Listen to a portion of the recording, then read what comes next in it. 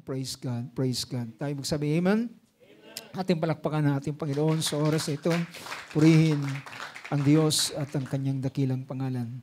Sa oras na ito, mga kaupo ang bawat isa sa atin. At praise God, purihin ang Diyos sa isang mainam na muli na pagkakataon upang tayo magsama-sama. Salamat sa Diyos. Nakita ko si Berdan at kasama natin siya ngayon. Salamat sa Panginoon. At sa hindi pag-abala ay nais kong mag-share sa inyo ng isang aklat sa Biblia, pero hindi naman natin ito tatapusin sa gabing ito, kundi ating bigyan ng pansin ang Book of Daniel. At aking naisip din, mga kapatid, na dahilan nagbibigay tayo ng ilang mga guidelines para sa ating pagbabasa ng Biblia upang magkaroon tayo ng guide kung ano ang ating babasahin, kung ano ang ating bubulay-bulayin. At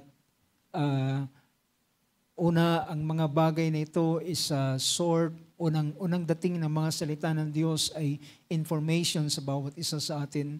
But pagkatapos, after ng information, mga kapatid, ay merong mga susunod na bagay na darating sa buhay ng bawat isa sa atin. Ito ay ang pagkaunawa sa mga salita ng Diyos at ang pagkakilala sa principle ng ating Panginoon. So hindi lamang ito is just a knowledge sa bawat isa sa atin, but gayon pa man ang sabi ng ating Panginoon, search this scripture, in them you think you have eternal life. And they are the one that testifies of me, sabi ng ating Panginoon. So, at minarapat ko na rin na yamang binasa natin, ilan sa inyo na nakakasubaybay sa ating Bible reading, Bible plan na ating ginagawa. At I hope ang bawat isa'y sumusunod at nakasunod sa ating mga Bible books o verses na ating pinopost. At naisip ko rin, mga kapatid, na hindi ito, wag itong masayang ang ating binasa, ay hindi masayang, kundi sabayan natin ng discussion along the book na ating binabasa. At sa ganitong paraan ay ang mga kaalaman ng Panginoon ay magbibigay, magpapalago sa bawat isa sa atin. At tutulungan tayo ng Panginoon sa huling mga araw nito. Dahil isa sa pinaka mabisang bagay para tayo maging matatag ay walang iba kundi ang mga salita ng Diyos. Can you say amen to that? Ang book of John chapter 7, or rather Matthew chapter 7, sa bandang huli ng ating ng pangungusap ng ating Panginoon, sabi niya, ang sino mang tumutupad o nakikinig at tumutupad ng aking mga salita ay tutulad ko siya sa matalinong tao na siya'y nagtayo ng kanyang bahay sa ibabaw ng bato. At dumating ang unos, dumating ang bagyo, lumakas ang hangin, dumating ang baha, ang bahay ay nanatiling nakatayo. So makikita natin na ang tinatawag na pagiging wise, bukod sa ito, ang tao ay merong kaalaman, and then ito ay yung kanyang decision and application sa mga salita ng Diyos. So walang may tutulong sa atin ang salita ng Diyos kapag ito'y napakinggan lamang natin. Amen, can say amen to that. Walang may tutulong na buti ang mga salita ng Diyos sa bawat isa atin kung hindi tayo magiging doer of the word, sabi ng Book of James. So be doer of the word, not listener only. Maging tagatupad tayo ng mga salita at di lamang tayo mga tagapakinig. So, wag nating isipin, mga kapatid, na tayo ay minsan po may mga aking narinig, ako'y tagapakinig lamang. Well, walang anak ng Diyos na tagapakinig lamang. Ang lahat ng anak ng Diyos ay tagatupad ng salita ng Diyos. So, hindi man tayo mangangaral, hindi man tayo nagdadala ng mga salita ng Diyos, pero ang bawat isa ay pinagkalooban ng karapatan ng Panginoon upang magbahagi ng mga salita ng Diyos in a simple way na alam natin na maibahagi ang salita ng ating Panginoon. So, sa hindi pag-abala ay yamang ang ating mga unang binigyan ng pansin sa mga pagbabasa natin ng mga nakaraan. I think it is almost a week ago or halos isang linggo din ang nakalipas.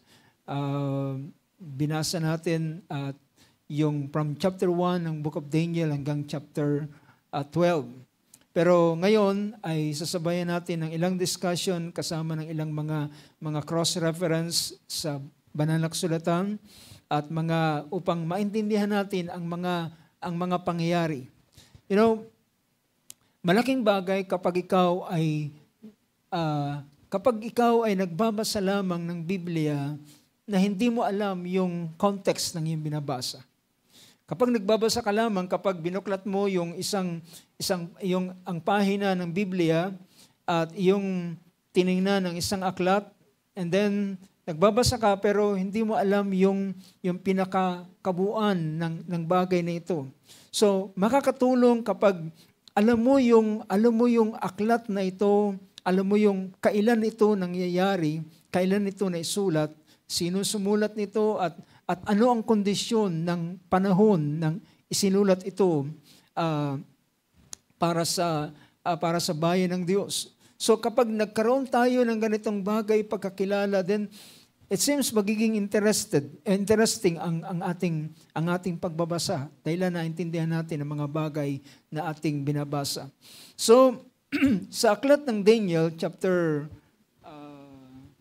we'll start ito, I think sa gabing ito ay pwede natin makover. Ang Book of Daniel ay merong 12 chapters. At so pwede kong hatiin ito sa 4, every 3 chapters. So bawat 3 chapters ay isang session na ating i-discuss. So ko-cover natin ngayon from chapter 1 to chapter 3. Ng Book of Daniel.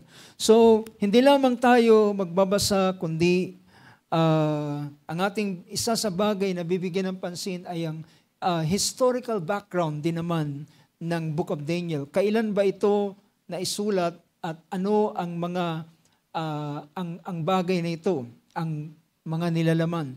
So, ang chapter 1 to chapter 12, ang chapter 1 to chapter 6, ito ay I hope kung meron kayong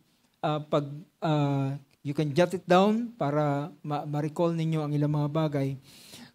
Chapter 1 to chapter 12, pwede natin itong hatiin sa dalawang bahagi. Chapter 1 to chapter 6 ito ay kasaysayan ni Daniel at ng kanyang mga kaibigan. But chapter 7 to chapter 12, ito'y mga vision ni Daniel. Vision ng Diyos na ibinigay ng Panginoon. Mostly, kapag ito'y vision, ito'y may kinalaman sa plano ng Diyos. Diba? May kinalaman ito sa plano ng Panginoon. And you know, habang pinag-aaralan ko ang Book of Daniel, I found out na ang Book of Daniel na nahahati sa 12 chapters, ang chapter 1 ay nakasulat sa Hebrew. Nakasulat sa wikang Hebreo. From chapter 2 to chapter 7, nakasulat sa Aramaic. From chapter 8 to chapter 12, ay nakasulat uli sa Hebrew. Alam niyo kung bakit? Dahilan ng ang chapter 2 hanggang chapter 7 na nakasulat ito sa Aramaic.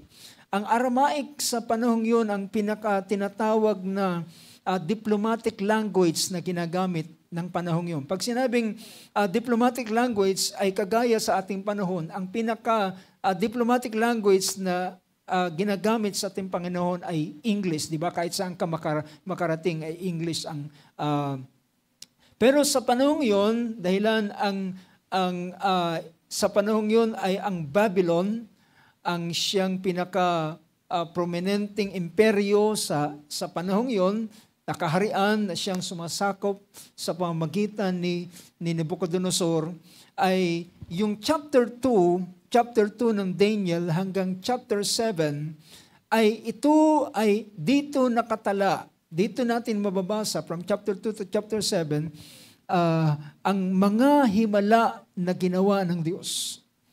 Yung mga himala na ginawa ng Panginoon sa pamamagitan ng mga magkakaibigan na ito. Yung mga pagliligtas ng Panginoon, at ito ang purpose nito, kaya ito ay sinulat sa Aramaic upang ito ay maintindihan ng lahat.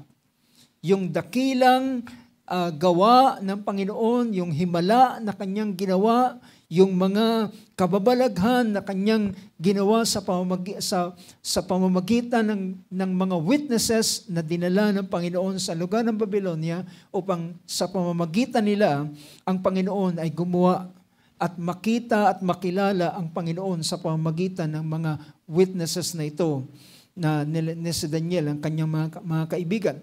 Samantalang pagdating ng chapter 8 onward hanggang chapter 12, ay ito po'y nakasulat sa wikang Hebreo. At ang aking nakikita sa ganitong bagay, dahilan mostly mula doon sa mga chapter na yun, 8 to 12, ito ay mga prophecy. At dahilan usually ang prophecy ay may kilalaman ito sa plano ng Diyos. At ang plano ng Diyos ay sinabi ng Panginoon kay Daniel sa bandang huli, sabi niya, ang masama ay hindi makakaunawa, samantalang ang mga matuwid ay sila ay makakaunawa. So pinapakita rito na bakit sinulat sa wikang Hebreo, so most especially dahilan ang pahayag na ito ay unang-una ay para sa bayan ng Diyos. Diba? Para ito sa bayan ng Diyos. So exclusively it is written in Hebrew language dahilan para ito sa bayan ng Diyos. So papasimulan natin ang bahaging ito ng Book of Daniel.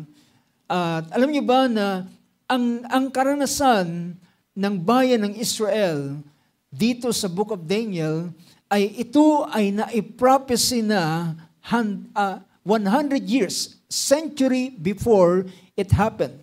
So isang daang taon o sabihin natin 100 years bago nangyari ang paglusob ng Babylonia ay meron ng prophecy or na pinahayag. Ito ay mababasa natin sa aklat ng Isaiah chapter 39. Kung bibigyan natin ng pansin ang bahaging ito. So, sabi rito ng Isaiah chapter 39 verse 2 to verse 6. Sabi rito, Hezekiah was pleased. Ito'y after, alam natin ang Book of Isaiah, ilan sa inyo na pamilyar sa Book of Isaiah. Ang chapter 38, ito yung pagkakasakit ni Hezekiah. And at siya ay nakarecover. At sa chapter 39, siya ay magaling na. At sa verse 1 ay pinakita ron, at the time, Merodach Baladan, son of Baladan, king of Babylon, sent letters and a present to Hezekiah, for he heard that he had been sick and had recovered.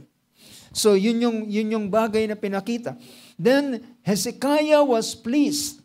So kung titingnan natin sa wikang Tagalog, sabi niya, at si Hezekias ay natuwa sa kanila at ipinakita sa kanila ang bahay ng kanyang mahalagang bagay, ang pilak, ang ginto, ang espesya, ang mahalagang langis, at buong bahay ng kanyang sakbatan, at lahat na nandoon sa kanyang mga kayamanan, walang bagay na sa kanyang bahay na hindi niya pinakita. So there was nothing in his house, nor in all his dominion that Hezekiah did not show them. So makikita natin sa panahong ito, dumalaw ang isang hari ng Babylonia. So bear in mind, tingnan nyo yung mga senaryo. Dumalaw ang hari ng Babylonia kay kay Hezekiah nang malaman nila na si Hezekiah ay gumaling dahilan nalaman nila na ang karamdaman ni Hezekiah ay terminal case. Ibig sabihin, siya ay may taning na ang kanyang buhay at siya ay mamamatay na. At dahilan sa malalang karamdaman. So nang siya ay makarecover, nang dinalaw siya ng hari ng Babylonia, ang ginawa naman ni Hezekiah ay pinagmalaki niya ang lahat ng kanyang kayamanan. Yung bahay-hari, yung mga naroon sa templo at ilang pang mga bagay, ang pilak, ang ginto, ang mga spices, ang mga precious oil, ang kanyang armory, ang kanyang sandatahan, ang mga sandata niya, wala siyang itinago. Bagkus pinakita niyang lahat. Alam niyo, ang bagay na ito ay hindi kinalugdan ng Diyos at ang Diyos ay nagsugo ng kanyang prophet, si Isaiah. Sa verse 3 ay pinakita ron, sabi ng verse 3, na magkagay dumating si Isaiah na propeta sa haring Hezekiah at nagsabi sa kanya, anong sinabi ng lalaking ito?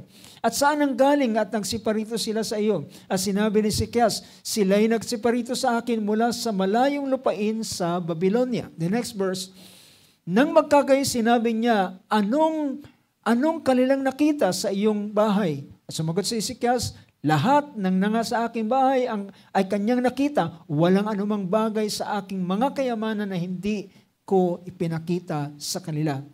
Nang magkagay sinabi ni Isaiah kay Hezekiah, iyong pakinggan ang salita ng Panginoon ng mga hukbo. Narito, ang mga kaarawan ay darating na ang lahat ng nanga sa iyong bahay at ang mga tinatangkilik mo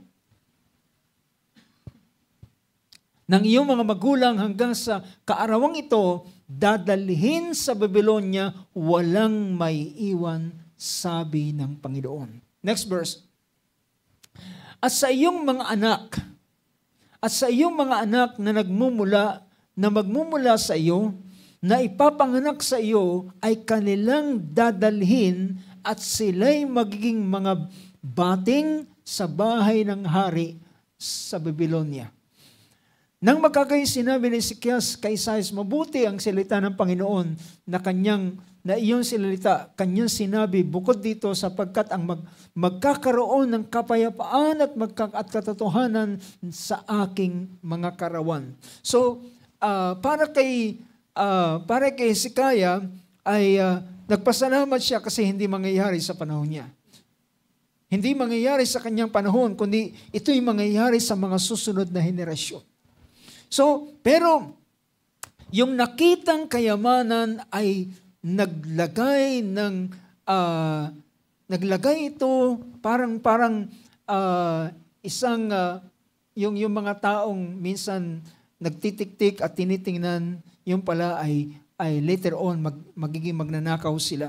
Pero sa panahong ito ay sinabi ng Panginoon kay Isaiah na sabi niya, ang sabi ng Panginoon, days are coming when all that is in your house and all that your fathers have laid up in store to this day, mula noon hanggang sa araw na ito, he will be carried to Babylon, nothing will be left.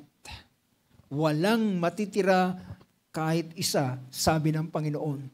At sabi nito, and some of your sons who will issue from you, whom you will beget, will be taken away, and they will become officials in the palace of the king of Babylon.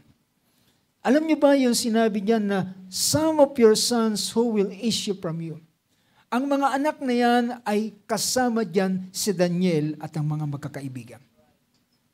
So, doon natin maintindihan ang istorya, and 100 years after ng pangyayaring ito, mga kapatid, ang haring Nebuchadnezzar ng Babylonia ay sumugod at nilusob ang Jerusalem at nagkaroon ng tatlong tatlong paglusob ni Nebuchadnezzar sa lugar doon at nagkaroon po ng deportation, pagkuha sa kanila.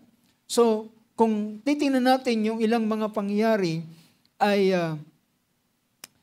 so bago ko puntahan po yung bahaging yon ay bigyan ko muna kayo ng background sa buhay ni Daniel. So after na nakita natin yung 100 years before na nangyari ang ganitong bagay ay sa hula ni Isaias. Sa 2 King chapter 22 and chapter 23, ito yung panahon na si Daniel ay marahil ipinanganak at siya ay lumaki. But tandaan natin nang si Daniel ay dalhin mula sa Jerusalem papunta roon sa Babylonia, siya ay isang kabataan pa. Siya ay isang batang binata, nasa kanyang kabataan. So, si Daniel ay nabuhay siya sa panahon ng paghahari ni Haring Josiah. Ang isang mabuting hari at lumakad sa katulad ng paglakad ni David. At ngunit nang si Haring Josiah ay namatay, ay dahilan sa isang pakikipagbaka sa Egypt, isa sa kasaysayan na sinabi, dahilan si Haring Josiah ay hindi siya nakinig doon sa sinasabi ng salita ng Panginoon, at yun ang dahilan kung bakit siya napahamak doon sa isang war sa pagitan ng Egypt. But all in all, ang kabuuan ng buhay at paghahari ni King Josiah ay napakainam. So, so pagkatapos na mamatay ang mabuting haring ito, ang nangyari ay ang back-decline ng spiritualidad ng bayan ng Israel, o especially ng Judah, na ito ay bumalik sila sa pagsamba sa Diyos-Diyosan at gumawa ng mga masasamang bagay, ang sumunod na mga hari kay Josiah. So sumunod yung kanyang anak ay na anak ni ang pangalan niya ay si Joahaz. So kilala rin siya sa pangalang Jehoahaz. Siya ay 23 years old nang siya ay maghari, at siya ay naghari lamang ng 3 buwan. At siya ay inalis ng hari ng Egypt at ipinalit ang kanyang kapatid na si Eliakim, at na later on pinalitan ng kanyang pangalan na Jehoiakim. So bakit natin binabanggit ang ganitong bagay? Sapagkat minsan nakakalito yung mga pangalan ng hari. So si Eliakim ay pinalitan ng kanyang pangalan at siya'y ginawang si Jehoiakim. Yan ay mababasa natin sa book of 2 Chronicles chapter 36 verse 1 to verse 7. At siya ay naghari, siya'y 25 years old at siya'y naghari ng 11 years. So pero yung mga haring ito ay gumawa ng masamang bagay, iniwan ng Diyos ang tipan ng Panginoon na hindi nila tinupad.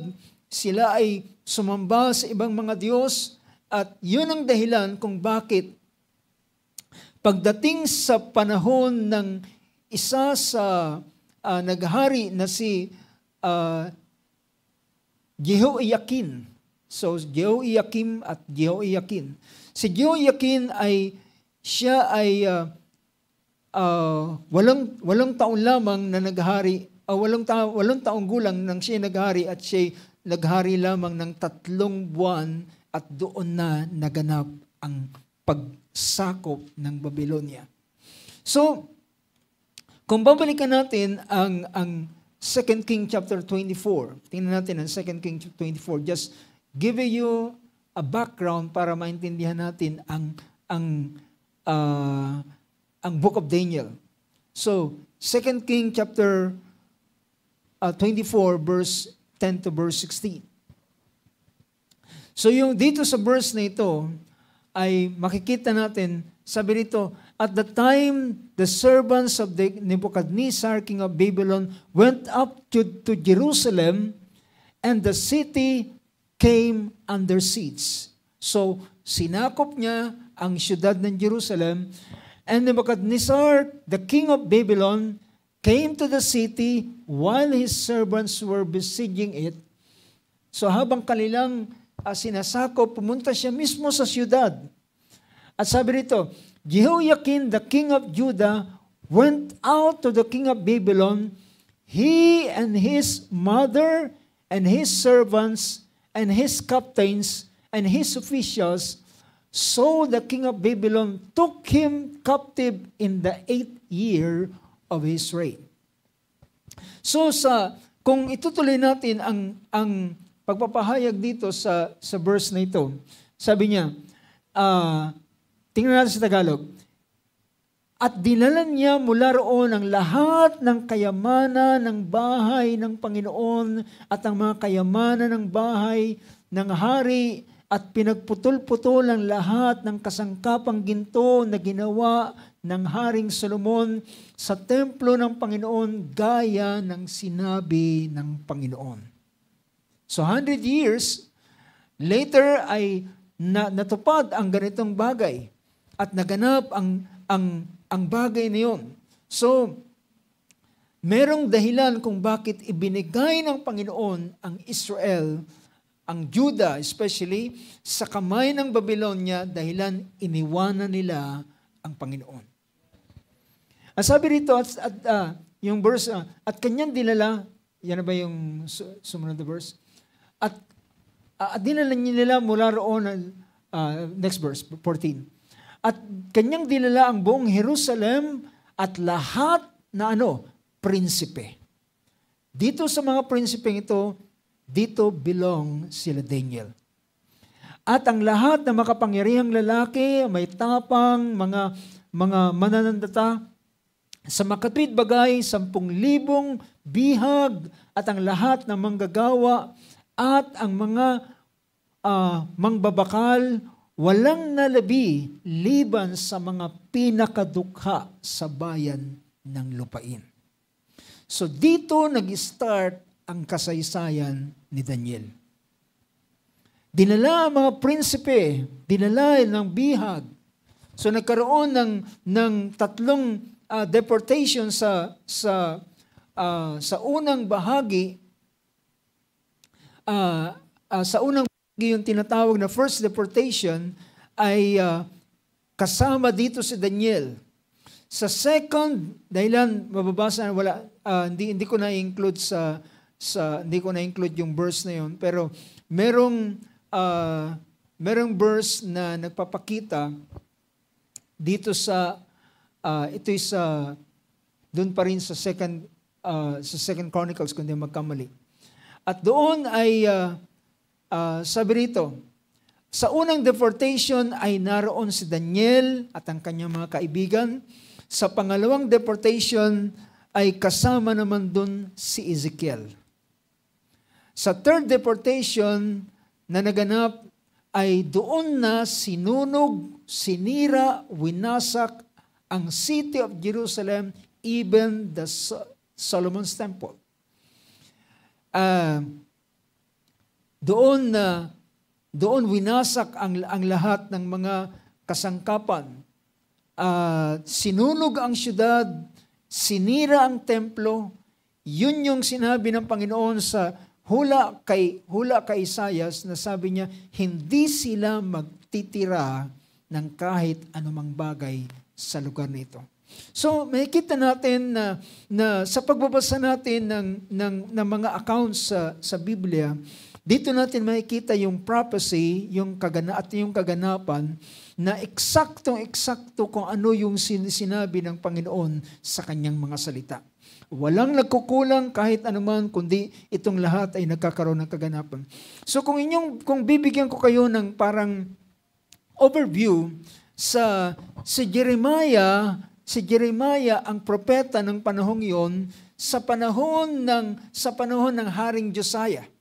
Sa panahon namang iyon, ipinanganak si Daniel na na siya yung bata sa panahon yun, pero si Jeremiah ay nag-prophesy, nag-ministry for almost 30 years, 30 plus years sa Jerusalem, sa Judah, at siya ang nagbibigay ng mensahe para sa kanila, pero hindi nila tinatanggap. Kaya mababasa natin dito sa isang account dito, mapapansin ninyo na binanggit si Jeremiah dito sa chapter 36 ng book of 2 Chronicles. Sabi dito sa Chronicles, 2 Chronicles chapter 36, verse 11 and verse 12. Ito yung si Zedekiah ang siyang pinakahuling hari ng sunugin, wasakin ang siyudad ng Jerusalem at sirain ang templo. Zedekiah was 21 years old when he became king, and he reigned 11 years in Jerusalem. He did evil in the sight of the Lord, his God. He did not humble himself before Jeremiah. Sabi niya, hindi nagpakumbaba sa harap ni Jeremias na propeta na nagsalita ng galing sa bibig ng Panginoon. So may kita natin yung senaryong ito na si Jeremiah ang siyang prophet sa panahon bago ang captivity ng Jerusalem at ng Judah, at nang i-carried naman si Daniel at kanyang mga kaibigan, ay ito yung panahon na nagpasimula ang start ng Book of Daniel chapter 1. So ngayon, kung pupuntahan natin ang Daniel chapter 1, ay pinakita rito, in the 3rd year of the reign of Jehoiakim, king of Judah, Nebuchadnezzar, king of Babylon, came to Jerusalem and besieged it. So, sabi ron, tingnan natin sa wikang Tagalog, sabi niya, at nang ikatlong taon, sa verse 2 na, at ibinigay ng Panginoon sa kanyang kamay si Joachim na hari sa Huda, 10 bahagi ng mga kasangkapan ng bahay ng Diyos, at ang mga yaoy dinala niya sa lupain ng Sinar sa bahay ng kanyang Diyos, at ipinasok niya ang kasangkapan sa silid ng kayamanan ng kanyang Diyos. So, pinapakita rito na it seems hindi magandang senaryo, mga kapatid, na yung lahat ng mga pag-aari ng bayan ng Israel, na ito'y binigay ng Diyos sa kanila. At ngayon, natalo sila, nagkapi sila sa laban, at lahat ng mga kayamanan ay dinala doon sa bahay ng Diyos ni Nebuchadnezzar. See, what a pitiful sight. Nakakalungkot na pangyayari dahilan sa panahong ito ay tila ang kanilang Diyos ay nagwagi laban sa Diyos ng Israel. It seems parang ganun ang senaryo, pero ang buong katotohanan, ibinigay sila ng Panginoon sa kamay ng kanilang kaaway. Ibinigay sila ng Panginoon. Naalala ninyo nang mahulog sa kamay ng Pilisteo ang Israel sa panahon ni Eli, na ang kaba ng tipan ay nakuha ng mga Philistines, at ang kaba ng tipan ay dinala doon sa bahay ni Dagon. Diba? So usually, ganun ang bagay na ginagawa. So, sa panahon ito, ay narito sa verse 3, sabi sa verse 3, at ang hari ay nagsalita kay Aspenas, na puno ng kanyang mga bating na siya'y magdala ng ilan sa mga anak ni Israel sa makatuwid bagay sa lahing hari at sa mga mahal na tao. So, dito kabilang si Daniel na sabi niya, mga lahing hari, di ba? Galing sa prinsipe, at mga mahal na tao, at na at mga binatang walang kapintasan, kundi may mabubuting bikas at matatalino sa lahat ng karunungan at bihasa sa kaalaman at nakakaunawa ng dunong at may ganyang kakayahan na makatayo sa palasyo ng hari at kanyang tuturuan sila ng turo at wika ng mga Kaldeo. Ngayon, ang estilo ng Babylonia ay hindi katulad ng nakaraan na Assyria na lahat ay pinapatay nila. Ngayon, ang ginawa ng Babylonia ay kumuha siya ng mga mahal na tao, mga mula sa royal blood. Na dito kabilang sila Daniel. At ang kanyang gagawin ay sino mang makikitaan niya ng kahusayan ay ilalagay niya sa kaharian upang maglingkod at the pleasure of the king. So, at dito, ang gagawin nila ay, sabi yan, balikan natin yung verse na yun. Ang gagawin nila, at kanyang tuturuan sila ng turo ng wika ng Kaldeo. Sabi ron, and he ordered him to teach them the literature and language of the Chaldeans. Now, ang purpose talaga nito, mga kapatid, ay alisin ang kostumbre ng isang Israelita at gawin siyang, ang kostumbre ay palitan ng Babylonian. So ganun, ibig sabihin, bigyan natin ng pansin ito, ang ibig sabihin ng gagawin sa kanila ay i-convert sila to become a Babylonian. Gusto ni Nabucodonosor na hubarin nila kahit man ang kanilang pananampalataya, kahit ang kanilang paniniwala sa Diyos, ay mahubad sa kanila dahilan ituturo sa kanila ang mga literature at ang language at sila ay maglilingkod sa kaharian.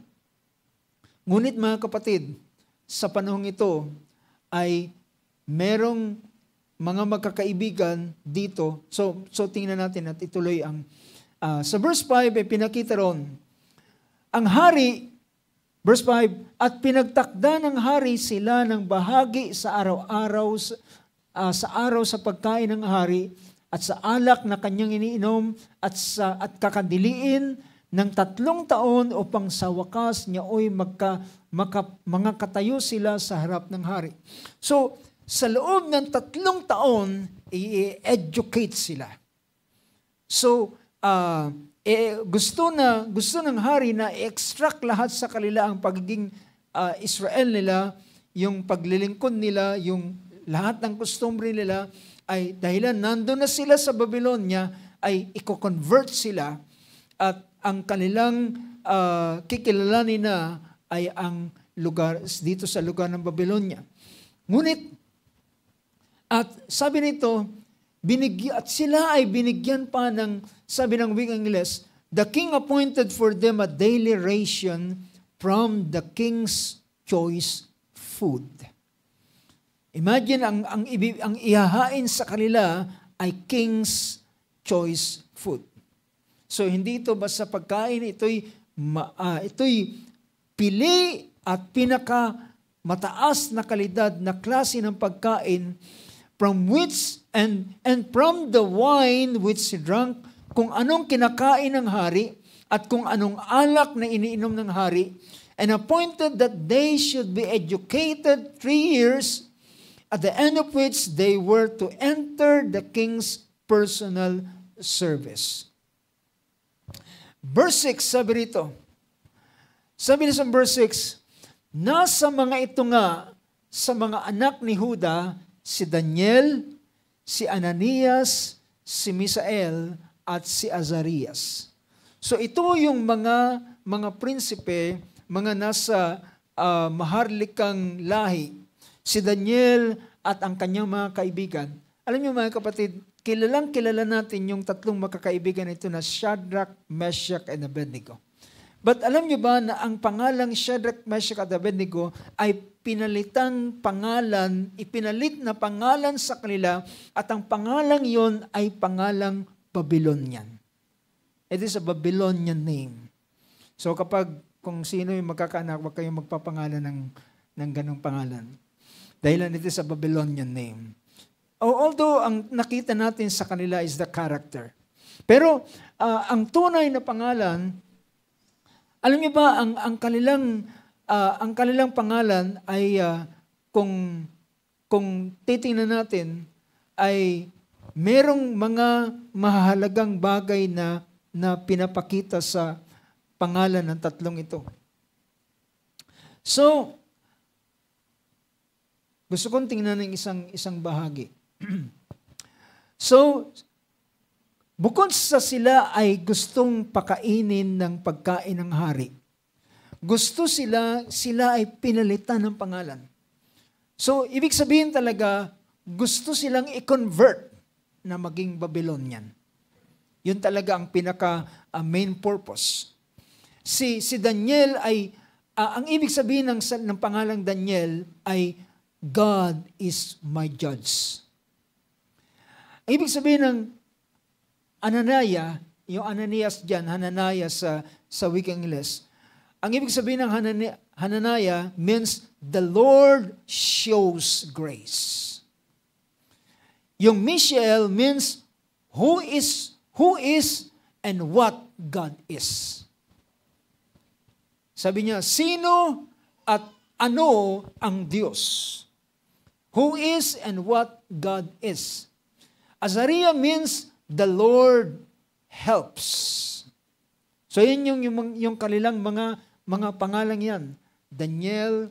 Si Daniel ay pinalitan ng pangalang Belteshazzar. Ang tatlong ito ay pinalitan ng pangalang Shadrach, Meshach at Abednego. So, gave them new names indicating that they were now subject to Nebuchadnezzar's authority. Yung pagpapalit ng kanilang pangalan, ibig sabihin sila ngayon ay nasa ilalim ng authority ni Nebuchadnezzar. And assimilating to the culture at gustong baguhin pati ang kanilang kultura at ang kultura kasama ang pananampalataya. At yung pangalang Belteshazzar na pinangalan kay Daniel ay ibig sabihin, probably means in Babylonian is yung bell doon ay yun yung Diyos ng Babylonian. Bel or Marduk, nang ibig sabihin is protect his life. Shadrach probably means command of Aku, Sumerian moon god. So yung command of Aku, si Aku, yung Aku ay it is ano tawag dito? Siya ay Sumerian moon god. Yung pangalang Meshach probably means who is what Aku is. Abednego means servant of Nego or servant of Nebu. Now, gusto sila na balitaan ang kanilang kultura, pero mababasa natin sa verse na ito, mga kapatid, na meron ditong may pinahayag si Daniel. Sabi rito ng verse, balikan natin ng chapter 1, verse 8. Ano sabi diyan? Ngunit pinasyahan ni Daniel sa kanyang puso. If you can imagine, sa panahong ito ay sira na ang templo. Wasak na ang kanilang center of their worship. And even yung Diyos na naglabas sa kanila sa Egypt ngayon ay tila pinabayaan sila. Now, alam nyo, ang ilang mga tao ay magkakaroon ng ganitong idea. Total, pinabayaan naman ako ng Diyos.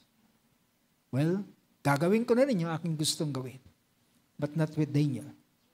Not with Daniel. At hindi rin, si Daniel po, ang makikita nating siya ang nanguna kasama ng kanyang mga kaibigan. Siya ang unang nanindigan. Sa kabila na siya ay naroon na sa bansa ng mga kaaway. Napakalayo na, very far away from Jerusalem. Hindi na alam kung paano sila makakabalik dahilan dinala silang bihag. Yung libo-libong mga taong yun, dinalang bihag papunta sa lugar ng Babylonia. At mga kapatid, tila sa panahong ito ay merong, pakinggan nyo ito, tila sa panahong ito ay merong rason para manlamig. Merong rason para tumalikod. Merong rason para iwanan ng Diyos. Pero yung mga rason na yun ay hindi ginamit na rason ni Daniel. Kundi siya ay nagpasya sa kanyang puso na siya hindi magpapakahamak. Yung salitang magpapakahamak, magpapakababa. Dahil alam nyo, ang Israel sila ay pinakamataas na klase ng bansa. Dahilan ang bansang ang Israel ay merong Diyos na nasa gitna nila. Hindi kagaya ng mga ibang bansa na ang kanilang Diyos ay mga bato, ginto, yari sa pilak, mga patay na Diyos. Pero ang Diyos ng Israel ay buhay na Diyos at nagsasalitang Diyos at nangungusap sa kanila. So, ibig sabihin, ang mga taong ito ay nasa mataas silang kalalagayan. Kaya ang sabi ni Daniel, hindi siya magpapakahamak. Hindi niya ibababa ang kanyang sarili. In fact, alam nyo, kahit po sa klase ng pagkain na nakakanin nila, ang Diyos ay nagbigay ng dietary. Diba? Meron silang dietitian. Ang Diyos mismo ang nagsabi kung ano ang dapat nilang kanin at ano ang dapat wag nilang kakanin. At yun ay pagpapakita na yung klase ng pagkain para sa kanila ay espesyal. At kahit pa man ang pagkain na inihahain sa kanila is King's Choice Food, ito'y pagkain ng hari, piling pagkain ng hari, ang kumain ng kanyang pagkain ay gagawin mong mababa ang iyong sarili. Especially sa ganitong bagay, ay sa ganitong paraan. Sa ganitong paraan ng kanilang pagtatapat, ay dito nila ipapakita ang kanilang pananampalataya pa rin sa Diyos na kanilang pinaglilingkuran. So there's no reason.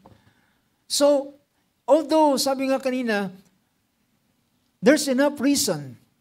Merong makatwiran na gawin ang ilang bagay. Pero sabi rito, but Daniel made up his mind. Ibig sabihin, nagpasya siya. Nagpasya siya sa kanyang sarili na sabi niya, hindi ko dudungisan that he would not defile himself with the king's choice food or the wine which he drank. So he sought permission from the commander of the officials kay Aspenas. So humingi siya ng pahintulot.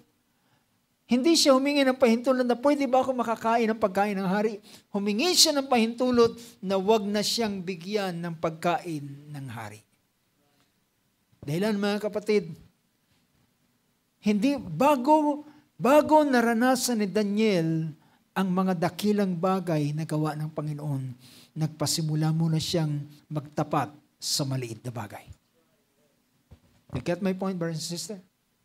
Nagpasimula munang in-apply ni Daniel mula sa pinakasimpleng bagay, ang pagkain. Yung pagkain ay, para sa kanya.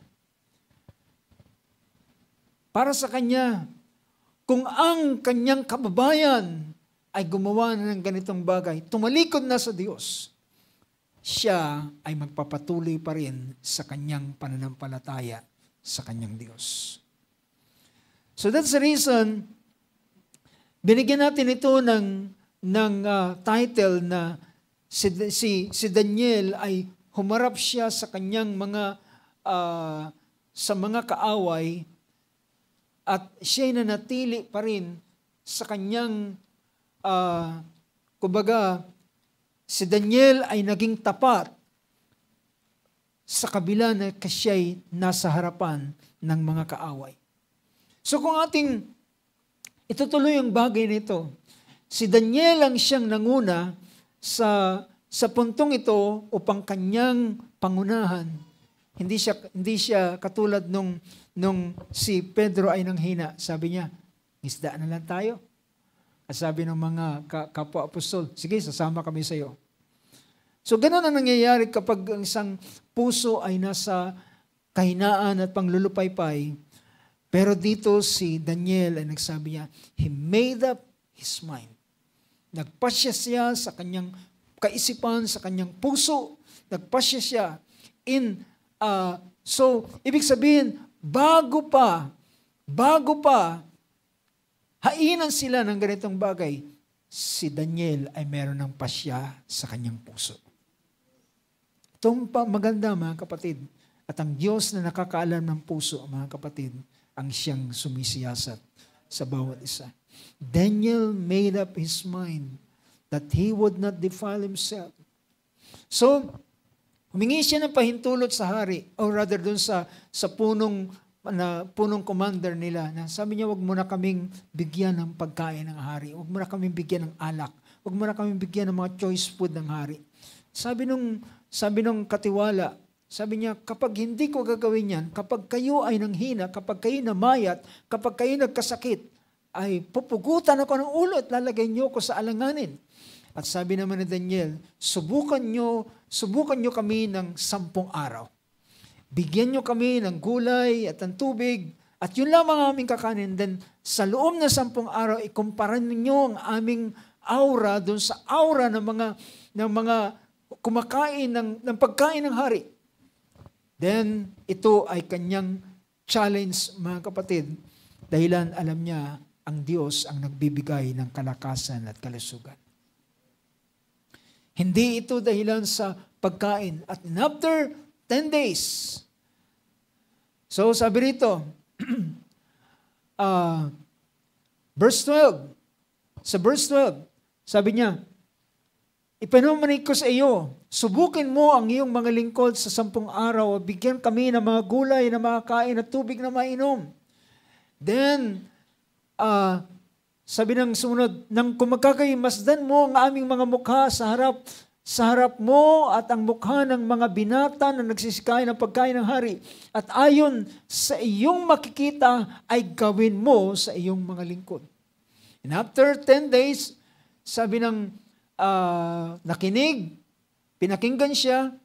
Sabi ng verse 14, siya'y pinakinggan at gayoy dininig niya sila sa bagay na ito at sinubog niya sila na 10 araw. The next verse, at sa katapusan ng 10 araw ay napakitang lalong maganda ang kanilang mukha at sila'y lalong mataba sa laman kaysa sa lahat ng binata na nagsisikain ng pagkain ng hari. Well, it is because, mga kapatid, dito sila nagpasimula ng pagpapakita ng pagtatapat at paglilingkod sa Diyos. Ang paggawa nila ng ganitong bagay. At pagkatapos nito, alam niyo mga kapatid, ang katakataka dito, supposed to be sila ay mga foreigner at nakarating sila sa Babylonia. Dapat sila ay nasa isang sulok lamang. Pero alam nyo ang nangyari, sabi rito, so the overseer, sa verse 16, sabi niya, sa gayoy inalis ng katiwala ang kanilang pagkain at ang alak na kanilang inumin at binigyan sila ng mga gulay. Tungkol sa mga 4 na binatang ito, pinagkalooban sila ng Diyos ng kaalaman at katalinuhan sa lahat ng turo at karunungan, at si Daniel ay may pagkaunawa sa lahat ng pangitain at mga panaginip. At ang pinaka bahaging ito ay naging mas sila, sabi ng, that's verse 18, sabi ng verse 19, sa verse 19, at ang hari ay nakipagsalitaan sa kanila, at sa kanilang lahat ay walang nasumpungang gaya ni Daniel, ni Ananias, ni Misael at si Azarias, kaya't sila'y nanganatili sa harap ng hari. Sila pa ang pinili among those people na dapat ay parang mga competitor nila. Pero sila ang naging mas malapit sa hari. Well, dahilan ng Diyos ay merong layunin, mga kapatid. Upang ipakilala ang kanyang sarili sa isang foreign land. Ipakilala ng Diyos ang kanyang sarili. Kung paano niya pinakilala ang kanyang sarili sa Egypt, ay gusto niya ipakilala muli ang kanyang pangalan sa gitna mismo ng kanilang mga kaaway. At pinakita roon,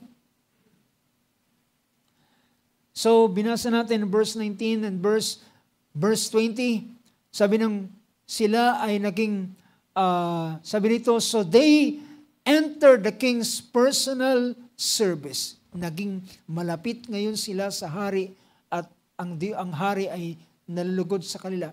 Verse 20, at sa bawat bagay na karunungan at unawa na inuusisa ng hari sa kanila, nasumpungan niya silang makasampung mainam kaysa lahat ng mga mahiko, engkantador na nanga sa kanyang buong kaharian. Nag-excel ang kalalagayan, iniangat ng Diyos ang kalalagayan nila sa karunungan, kaalaman, at pagkakilala. So sabi rito, siya ay pinakamainam sa lahat. And Daniel, as si Daniel ay nagpatuloy and continued until the first year of Cyrus the king. At si Daniel ay namalagi hanggang sa unang taon ng Haring Ciro. Now, alam niyo ba, yung panahon ni King Cyrus, ito yung panahon na natapos na ang 70 years.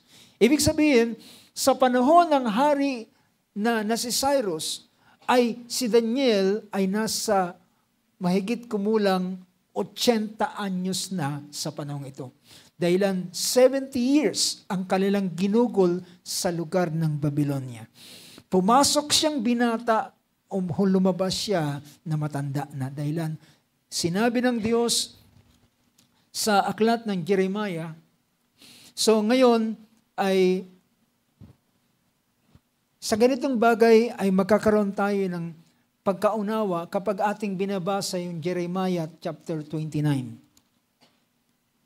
Diba? Chapter 29 ng Book of Jeremiah. Sa verse 10, sabi riyan, sapagkat ganito ang sabi ng Panginoon, pagkatapos na maganap ang 70 taon sa Babylonia, aking dadalawin kayo at aking tutuparin ang aking mabubuting salita sa inyo sa pagbabalik sa inyo sa dakong ito. Sapagkat nalalaman ko ang pag-iisip na aking iniisip sa inyo, sabi ng Panginoon, mga pag-iisip ng kapayapaan at hindi tungkol sa kasamaan upang bigyan kayo ng pag-asa sa inyong huling wakas. So ngayon mga kapatid, kapag meron kang background sa mga pangyayari, ay kapag nagbasa ka ng verse, maintindihan mo bakit sinabi itong verse na ito. Diba? Bakit sinabi yung ganitong pangusap? Kaya pala sinabi ito dahilan sila ay papunta sa Babylonia sa panahon ito. Sila ay magiging captive. Pero bago pa man sila maging captive, ang Diyos ay meron ng paunang salita sa kanila na muli silang dadalawin at ibabalik sa lupain ng Israel. So ganoon ang pinapakita. So natapos natin yung first chapter ng chapter 1. Ngayon sa chapter 2, kung sa ilang saglit, sa chapter 2 ay ito naman yung panahon na sa ikalawang taon. So, bata pa rin sila Daniel sa panahon ito. Sila pa rin ang mga kabataan.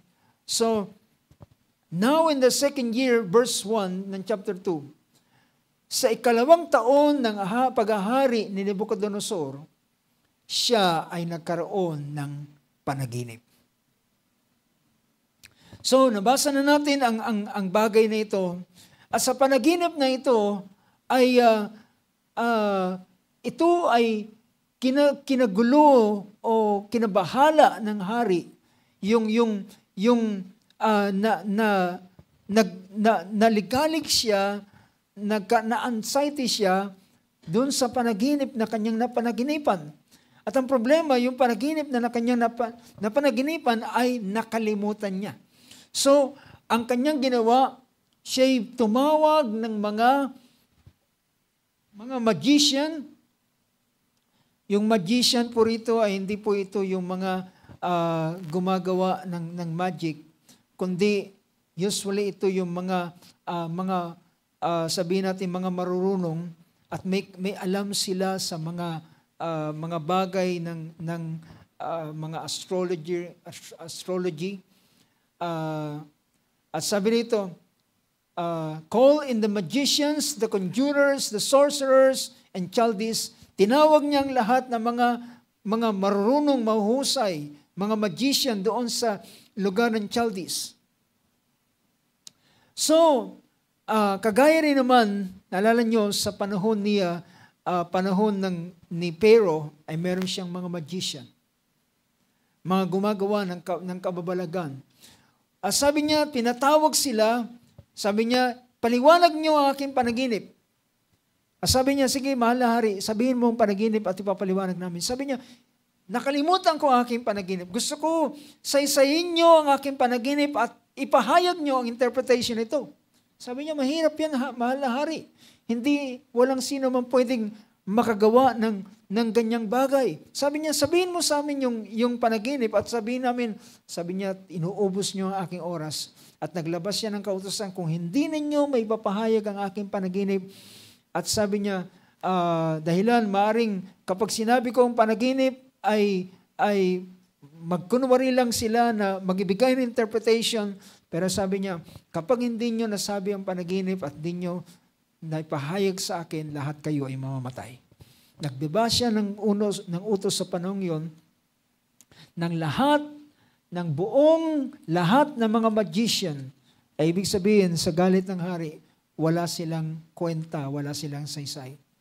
So habang ang ganitong pasabi at utos ay mabilis dahilan lahat ng mga wise men sa Babylon, lahat sila ay papatayin.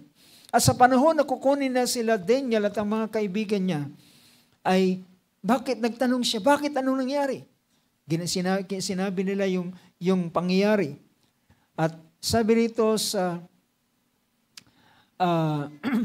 verse 11, verse 10 ng chapter 2, the Chaldeans answered the king. Sabi rito, ang mga Kaldeo ay nagsisagot sa harap ng hari at nagsasabi, walang tao sa ibabaw ng lupa na makakapagpaaninaw ng bagay ng hari palibhas ay walang hari, Panginoon o pinuno man na nagtanong ng ganyang bagay sa kanino mang mahiko, enkantador o Kaldeo.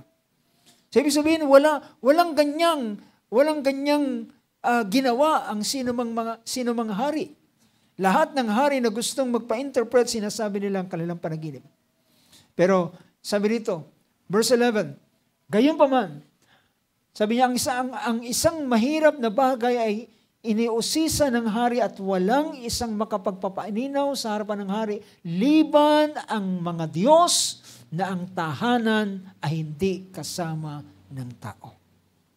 So pinakita nila na ang ganitong bagay ay hindi ito magagawa ng tao kundi ang mga Diyos. Dahil naniniwala sila sa mga Diyos. So dahilan sa bagay na ito ay pati si Daniel kasama ng kanyang mga kaibigan ay papatayin. So sabi ng verse 12, dahil sa bagay na ito, ang hari ay nagalit at lalong nag-alab sa galit at nagpautos na lipulin ang lahat ng pantas sa loob ng Babylonia.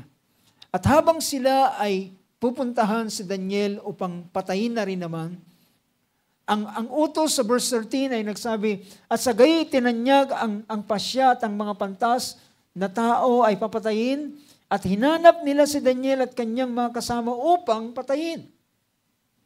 At nang malaman ito ni Daniel, sabi niya, anong dahilan? Sinabi sa kanya yung reason. Sabi niya, bigyan mo ko ng pagkakataon.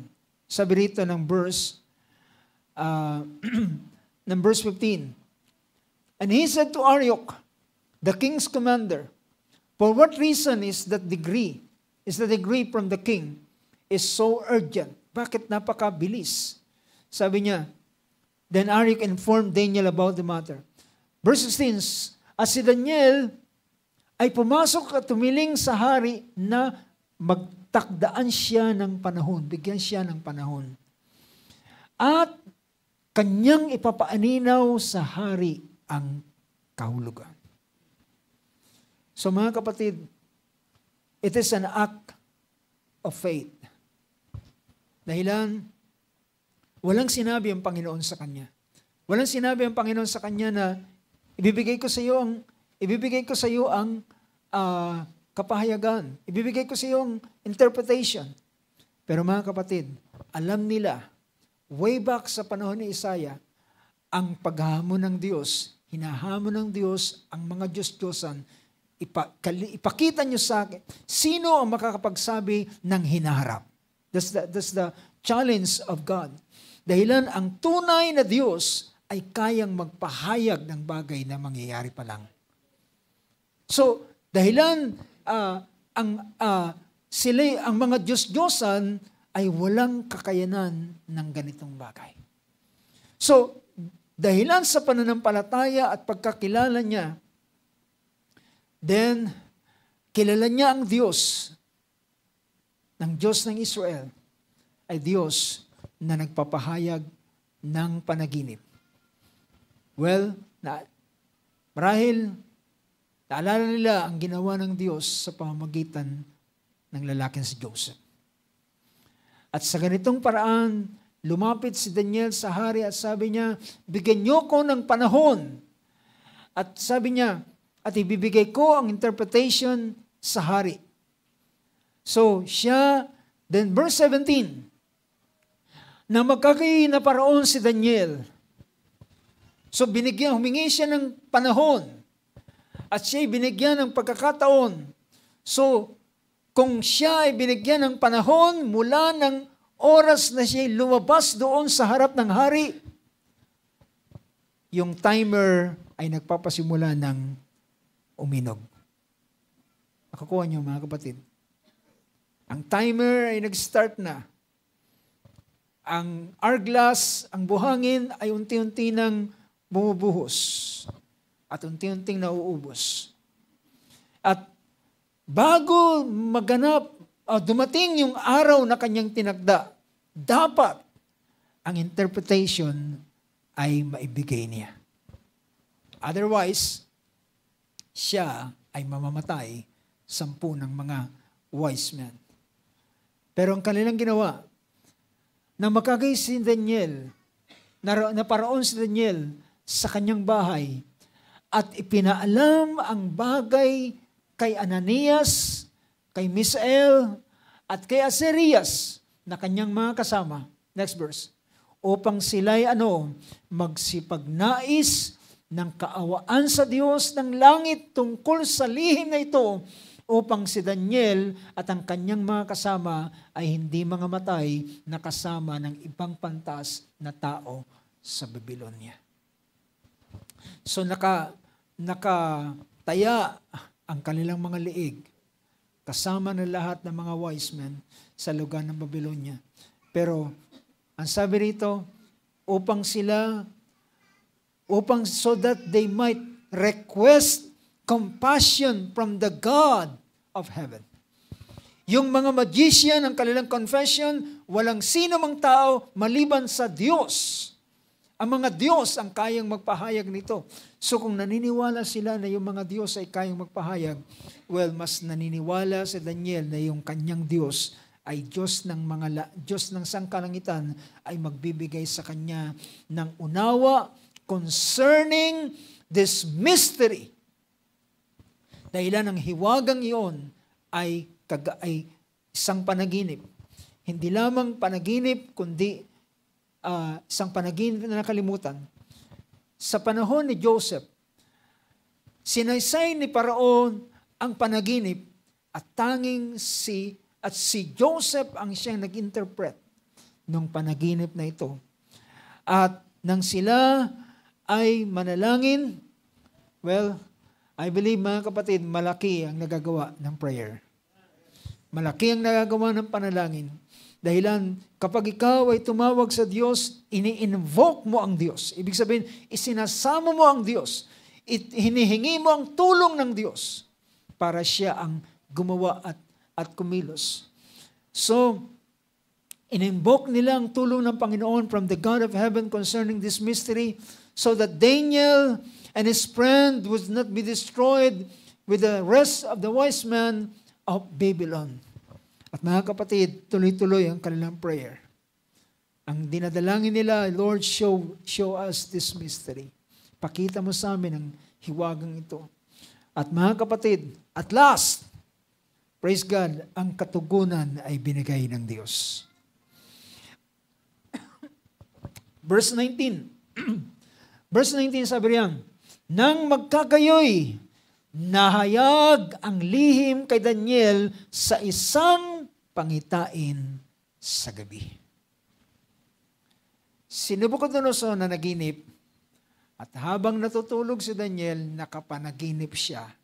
Napanaginipan niya yung mismong panaginip ni Nabucodonosor. At doon, hindi lamang siya na naginip ng kompletong detalye ng panaginip, kundi pinahayag pa ng Diyos sa kanya ang interpretation ng panaginip na ito. Kaya nang mahayag sa kanya kay Daniel ang night vision na ito na siyang panaginip, siya ay nagpuri sa Panginoon. Sa verse 20, sinabi na Daniel, ang pangalan ng Panginoon ay purihin, sabi niya. Let the name of God be blessed forever and ever. For wisdom and power belong to Him. It is He who changes the times and the epochs.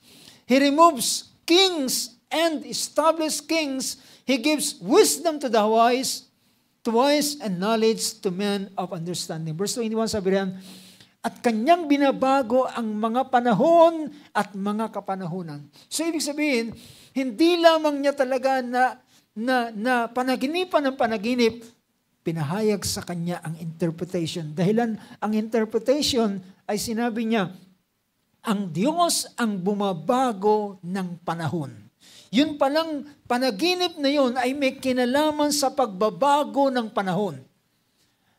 At mga kapanahunan, siya'y nag-aalis ng mga hari at naglalagay ng mga hari. Yun palang panaginip na napanaginipin ni Nabucodonosor ay may kinalaman sa pagpapalit-palit ng mga kaharian at ng mga hari. Yun pala yung ibig sabihin ng ganitong bagay. So, siya'y nagbabago ng mga panahon at ng kapanahunan, nag-aalis ng mga hari, naglalagay ng mga hari, siyang nagbibigay ng karunungan sa marunong at ng kalaman sa mga nakakalam ng unawa.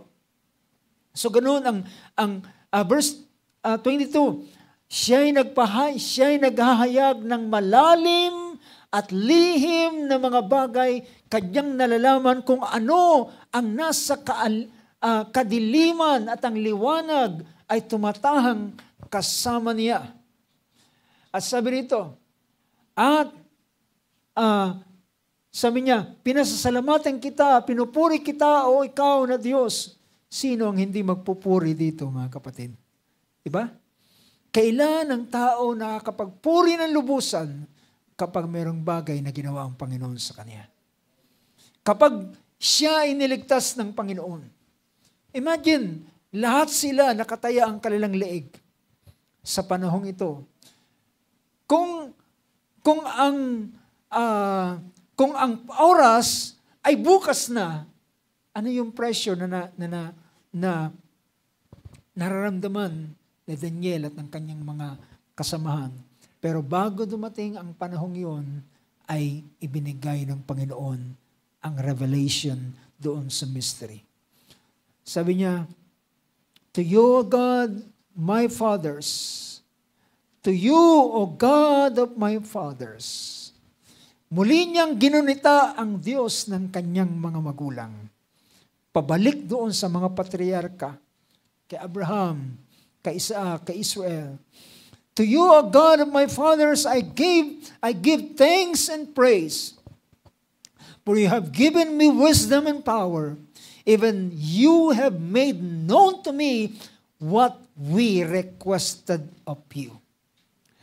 At nagpatalastas ngayon sa akin nang ninais namin sa iyo, yung kahilingan nila ay binigay ng Panginoon sapagkat iyong pinaalam sa amin ang bagay ng hari.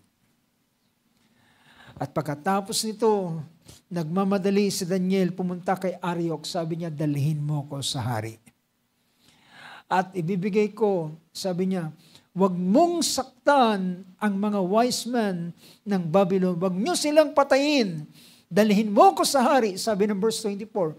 Take me into the king's presence, and I will declare the interpretation to the king. At aking ipapaaninaw sa hari ang kahulugan. At siya ay tumayo kay Haring Nebuchadnezzar at sabi niya, ikaw ba ang tao? Sa verse 26, sabi niya, sinabi ng hari kay Daniel, ikaw ba si Belshazzar? Ikaw ba ay kayang magpahayag sa akin ng aking panaginip at ng kahulugan nito? Sabi ni Daniel sa verse 27, si Daniel ay sumagot sa harap ng hari nang nagsabi, ang lihim na tinatanong ng hari ay hindi mapapaininaw sa hari kahit ng mga pantas na tao, ni mga enkantador, ni mamayko o mga manghuhula man. Verse 28, sabi niya, ngunit may isang Diyos sa langit na naghahayag ng lihim at siyang nagpapaininaw sa Haring Nebuchadnezzar kung ano mangyayari sa huling mga araw. At sabi niya, however, there is a God in heaven who reveals mysteries. He has made known to King Nebuchadnezzar what will take place in the latter days. Ano ang mangyayari sa mga darating na panahon? Ito pala may kinalaman sa mga darating na panahon. This was your dream and the visions in your mind while you are on your bed. At sabi niya, habang ikaw ay nasa iyong higaan, ay nag-iisip ka, ano ang magiging bukas? Ano mangyayari sa kahariang ito? Ano mangyayari sa mga susunod? Dahilan, pinaayos ng labis ni Nebuchadnezzar, pinalakas niya ang kanyang kaharian, pinalakas niya ang kanyang imperyo. So, sabi rito ng verse 31. Verse 31, ito yung panaginip. Ikaw, o hari, nakakita at narito ang isang malaking larawan, ang larawang ito na makapangyarihan at ang kanyang kakinangan ay mainam ay tumayo sa harap mo at ang anyo niya ay kakilakilabot. Meron siyang imahe na tumayo sa kanyang harapan. Sabi niya, tungkol sa larawang ito, ang kanyang ulo ay dalisay na ginto, ang kanyang dibdib ay kanya, at ang kanyang bisig ay pilak, ang kanyang tiyan at ang kanyang mga hita ay tanso. Ang kanyang mga binti ay bakal, ang kanyang mga paa ay isang bahagi ng bakal at isang bahagi ay putik na luto. Nang iyong itiningin hanggang sa may natibag na isang bato, hindi mga kamay na tumama sa larawan sa kanyang mga paang bakal at putik, na luto at mga iyo'y binasag. Nang magkagayi ang bakal, ang putik, na luto, ang tanso, pilak, ginto, ang nagkaputol-putol, at nagsama-sama na naging parang dayami sa mga giikan ng tag-araw at tinangay ng hangin na walang dakong kasumpungan sa mga yaon, at ang bato na tumama sa larawan ay naging malaking bundok at pinuno ang buong lupa. Ito ang panaginip at aking sasaysay ang kahulugan niyaon sa harap ng hari. Ikaw, hari, hari ng mga hari, pinagbigyan ng Diyos ng langit, ng kaharian, ng kapangyarihan, at ng kalakasan, at ng kalawalatian. At alinmang tinatahanan ng mga anak ng mga tao, ng mga hayop sa parang at mga ibon sa iyong papawid ay binigay sa iyong kamay, at pinapagpuno ka sa kanyang lahat, at ikaw ang ulo na ginto. At pagkatapos mo ay babangon ang ibang kaharian na mababa sa iyo, at ang ibang ikatlong kaharian na tanso na magpupuno sa buong lupa, at ang ikaapat na kaharian ay magiging matibay na parang bakal, palibasa yung bakal ay nakakadurog at nakakapagpasuko ng lahat ng bagay, at kung paanong dinidikdik ng bakal ang lahat ng ito, siya'y nakakaputol-putol at nadidikdik. At yamang iyong nakita ang mga paa na mga daliri ng isang bahagi ay putik at naluto na magpapalayok, at ang isang bahagi ay bakal, magiging kahariang hati. Ngunit magkakaroon iyon ng kalakasan ng bakal, yamang iyong nakita na ang bakal ay nahalo sa putik na luto. At kung paanong ang mga daliri ng paa at ang bakal at isang bahagi, at ang isang bahagi ay putik, na magkagay ang kaharian, na ang isang bahagi ay matibay at ang isang bahagi ay marupok. At yamang iyong nakita na ang bakal ay nahaluan ng putik na luto, sila'y makakahalo ng lahi ng mga tao, ngunit hindi sila makakalakipan gaya ng bakal na hindi lumalakip sa putik. At sa mga kaarawan ng mga haring iyon ay maglalagay ang Diyos sa langit ng isang kaharian na hindi magigiba kailanman, at ang kapangyarihan man niyaoy iiwan sa ibang bayan, kundi pagpuputol-putulin at lilipulin niya ang lahat ng kaharian ito, at yaoy lalagi magpakailanman. So mga kapatid, ang bahaging ito, I'm reading verse 44. No? So, ang puntong yan, nang ibinigay niya ang interpretation, ay sabi niya, binasa natin 44, sa verse 45, habang sabi niya, yamang nakita ng isang bato ay natibag sa bundok, hindi ng mga kamay, at pumutol ng mga bakal, tanso, putik, pilak, ginto. Ipinapaalam ng dakilang Diyos sa hari kung ano ang mangyayari sa harapin, at ang panaginip ay tunay, at ang pagpapaaninaw niya ay tapat. So nang marinig ito ni Nebuchadnezzar, sabi ng verse 46, then King Nebuchadnezzar fell on his face and did homage. Siya'y nagpatirapa kay Daniel at sinamba siya, at nag-utos na sila'y magandong ng alay at ng may masarap na amoy ng insenso sa kanya upang bigyan siya ng parangal. At sinabi rin ng hari kay Daniel sa verse 47, sabi niya, sinabi ng hari kay Daniel at nagsabi, sa katotohanan, ang inyong Diyos ay Diyos ng mga Diyos. Sa oras na ito, ang Diyos ay na-honor. Nabigyan siya ng karangalan. Ang Diyos ni Daniel ang iyong Diyos ay Diyos ng mga Diyos. Ibig sabihin, kung magaling ang aming Diyos, mas magaling ang iyong Diyos. At tagapagpahayag ng mga lihim, yamang ikaw ay nagpahayag ng lihim na ito. Then, ito ang naging dahilan, sabi dito, verse 48, then the king promoted Daniel and gave him many great gifts, and he made him ruler over the whole province of Babylon and the chief prefect over all the wise men of Babylon. Iniangat siya. Pero, mapapansin natin, bago ang ganitong bagay, maintindihan natin ano yung mga unang pagpapasya na ginawa ni Daniel. At ano yung kanyang pagsusumamo sa Diyos at pagkilala sa Diyos. At ang pagkilala niya sa Diyos ay kanyang ibinigay naman ng Panginoon. At ipinakita at ibinigay sa kanya ang interpretation. Now mga kapatid, I know na ang chapter na ito ay hindi na natin pwedeng mapuntahan pa ang chapter 3, pero gusto kong tingnan natin ang isang bahagi. At ito ay ako'y nanghiram sa Google ng isang picture. Gusto kong makita natin ito.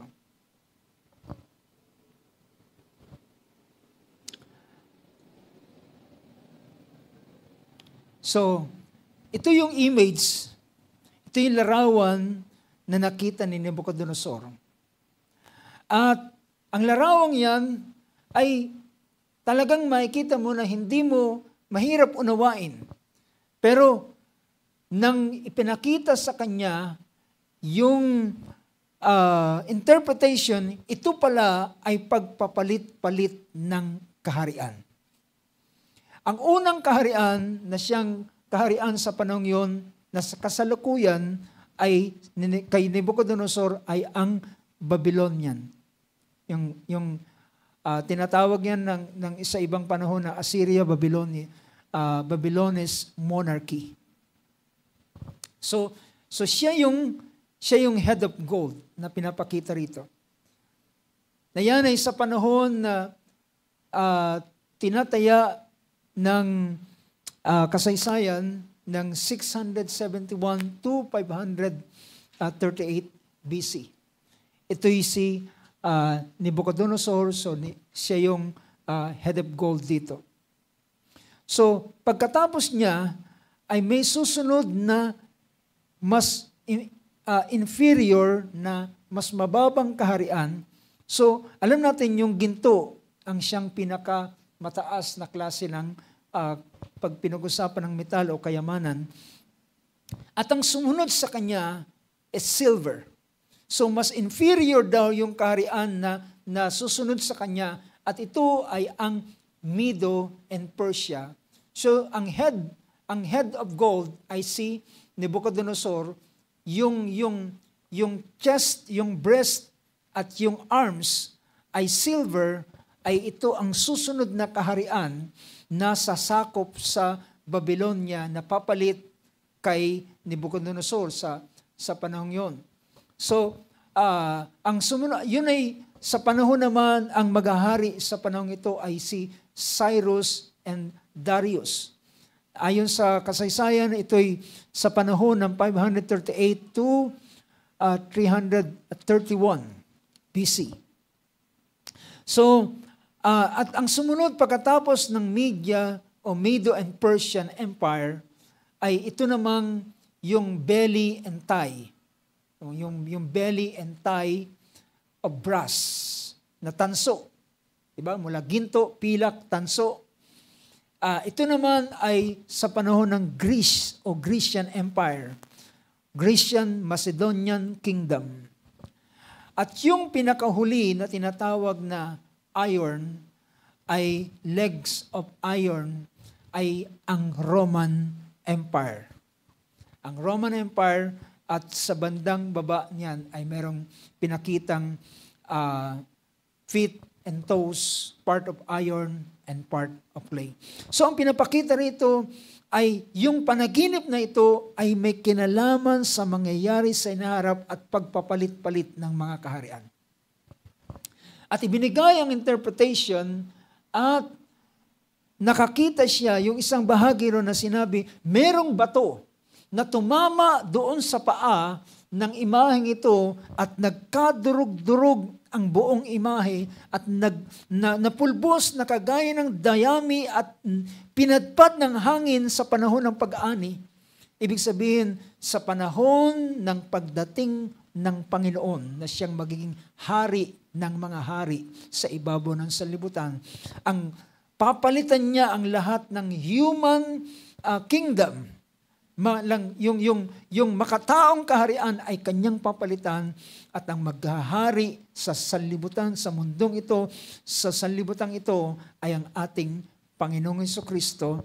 Nakasama niyang ang kaharing ito ay isang bato lamang pero magiging isang malaking bundok. Ibig sabihin, pupunuin niya ang sanlibutan ito ng kanyang paghahari. At sa panahong ito ay wala nang sino pa mang hari, kundi siya lamang ang maging hari at ang mga siya'y hari ng mga hari at tayo rin naman na mga banal at mga tinubos ng Panginoon ang siyang maging hari sa panahong iyon.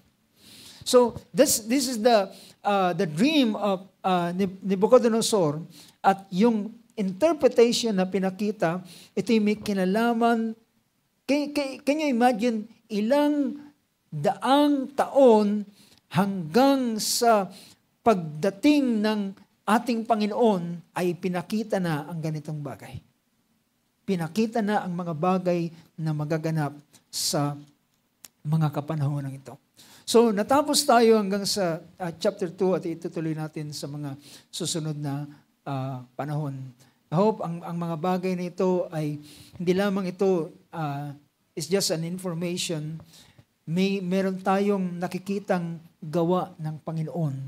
Paano ang Diyos ay tumugon sa panalangin at paano ang Panginoon ay nag-reveal kahit ng mga lihim na bagay ng si Daniel at ng kanyang mga kaibigan ay manalangin sa Diyos. Purihin ang Panginoon, tayo tumayo sa oras nito. Hallelujah. Ating palakpakan natin, Panginoon, sa oras na ito. I hope magpatuloy nating bigyan ng pansin ang Book of Daniel sa mga susunod na pagkakataon. Praise God. Hallelujah. Purihin ang Diyos. Tayo mawit ng isang awit at tayo pasalamat sa ating Panginoon. Shall we pray? Amang Diyos, maraming salamat, Panginoon. Maraming salamat, Lord, sa iyong mga salita. Maraming salamat, Lord, sa pagpapahayag at pagpapakilala mo kung ano ka noon. Hindi ka nagbabago noon, ngayon, at magpakailan-kailan pa man.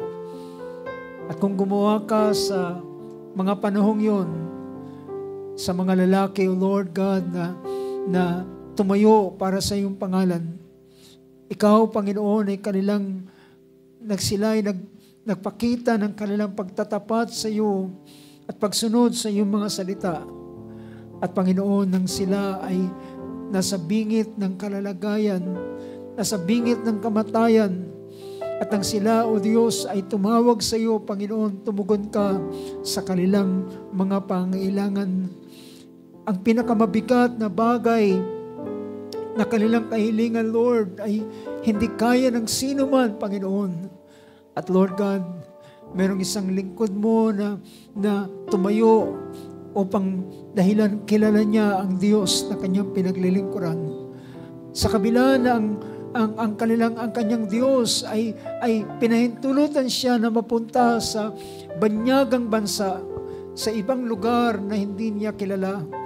Ngunit Panginoon, hindi mo siya iniwan, ikaw ay sumama sa kanila, Panginoon.